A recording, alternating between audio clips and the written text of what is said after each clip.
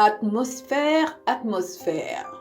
Ceux qui me connaissent bien m'entendent souvent utiliser cette réplique d'Arletty pour parler de l'atmosphère de notre être intérieur, l'atmosphère de mon être intérieur. Combien c'est important d'être conscient et de veiller sur l'atmosphère de son être intérieur. Cela est valable pour tout être humain et encore plus pour moi, entrepreneur, parce que j'ai besoin de mon énergie chaque jour et à chaque instant pour être productive et atteindre mes objectifs. Donc vraiment, je dois veiller à cette atmosphère intérieure, l'atmosphère de mon âme, l'atmosphère de l'accueil de mon esprit, de ce centre d'accueil-là. Je dois veiller à son atmosphère, veiller à tous les ingrédients qui composent ce lieu d'accueil de mon être intérieur, de cette centrale de mon énergie. Est-ce qu'il y a la joie? Est-ce qu'il y a la paix? Est-ce qu'il y a l'abondance? Est-ce qu'il y a plutôt que de rester focalisé sur les indicateurs extérieurs, l'atmosphère extérieure, la température, ce que disent les médias,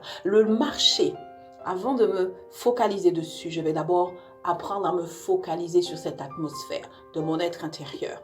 Et aujourd'hui, pour démarrer, ce que je vous inviterai à faire, c'est déjà lister ce que vous souhaitez avoir comme atmosphère, ce que vous souhaitez maintenir, ce que vous souhaitez développer comme atmosphère intérieure, ce point de départ, ce QG, ce point névralgique. Comment vous le voyez, comment vous le sentez et qu'est-ce que vous souhaitez mettre en place et développer. Et moi, cette semaine, je veux mettre en avant, dans cette atmosphère de mon être intérieur, encore plus de libéralité.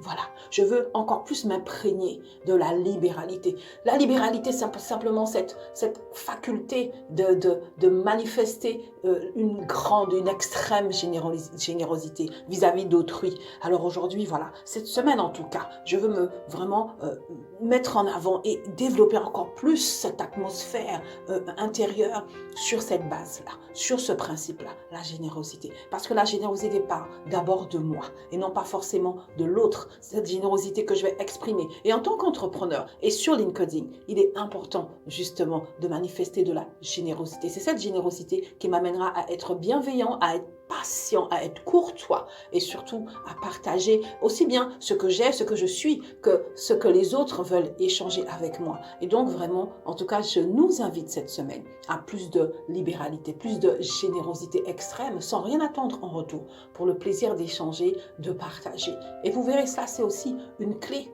de richesse, d'abondance, de paix, de joie extrême. Tu veux être comblé? Travaille l'atmosphère de ton être intérieur. Tu veux être comblé?